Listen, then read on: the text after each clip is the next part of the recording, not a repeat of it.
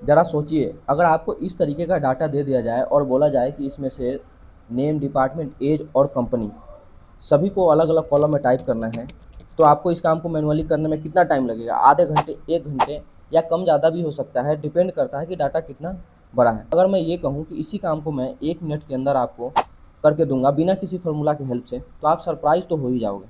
जी हाँ दोस्तों, आप बिल्कुल सही सुन रहे हो। आज मैं आपको सिखाने वाला हूँ एक्सेल का मैजिक ट्रिक कहे जाने वाला फ्लैश फिल के बारे में, जिसकी हेल्प से आप बड़े से बड़े डाटा को क्लीनिंग या सॉल्व कर सकते हो 1 मिनट के अंदर। तो वीडियो को लास्ट तक ज़रूर देखिएगा, चैनल पे नए हैं तो चैनल को सब्सक्राइब कर लीजिएगा। तो चलिए बिना किसी टाइम वेस्ट के हम वीडियो को शुरू करते हैं। तो दोस्तों आप यहाँ पे देख पा रहे होंगे, यहाँ पे हमारे पास एक ही कॉलम में नेम, डिपार्टमेंट, एज और कंपनी नेम दिया हुआ है। अब हमें यहाँ पे नेम, डिपार्टमेंट, एज और कंपनी सबको अलग-अलग कॉलम में टाइप करना है। यहाँ पे हम सबसे पहले नेम को सेपरेट कर लेते हैं।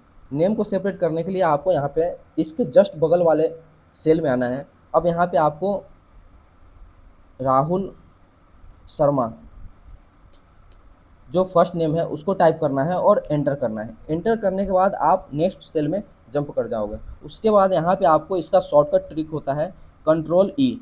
जैसे आप कंट्रोल ई प्रेस करोगे, आपको यहाँ पे सारा नेम इसमें से सेपरेट होकर के अलग कॉलम में टाइप हो जाएगा। यहाँ पे आपको अब मैनुअली टाइप करने की बिल्कुल ज़रूरत नहीं पड़ेगी। कितना भी बड़ा से बड़ा डाटा हो, एक बार में सारा नेम यहाँ पे सेपरेट होकर के आ जाएगा। अब हमें यहाँ पे नेम के बाद यहाँ पे जो सेल्स डिपार्टमेंट दिया हुआ है, ये सारे डिपार्टमेंट को यहाँ पे अलग करना है।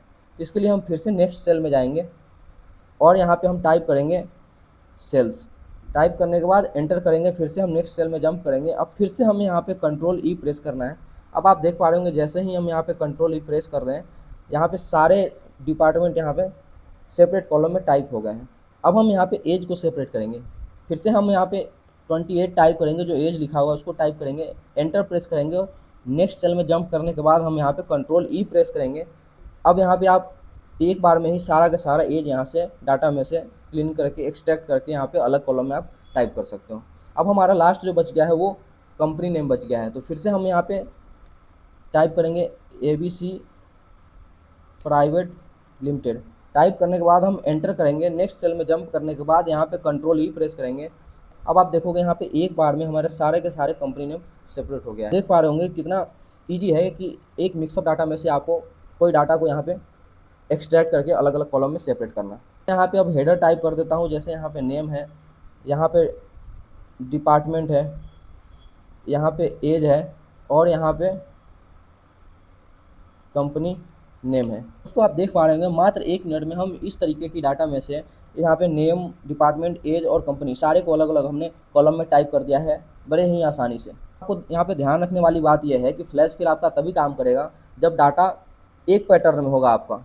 अब जैसे यहाँ पे नेम है, ये नेम सब में पहले दिया हुआ है, तभी ये डाटा यहाँ पे आप सेपरेट कॉलम में फ्लैश फिल की हेल्प से टाइप कर पा रहे हो। अगर जैसे यहाँ पे नेम पहले है, किसी में डिपार्टमेंट पहले आ जाता, किसी में एज पहले आ जाता, किसी में कंपनी पहले आ जाता, फिर ये फ्लैश फिल की हेल्प से आप इस काम को नहीं कर सकते। वहाँ पे आपको अलग कुछ सोचना पड़ेगा।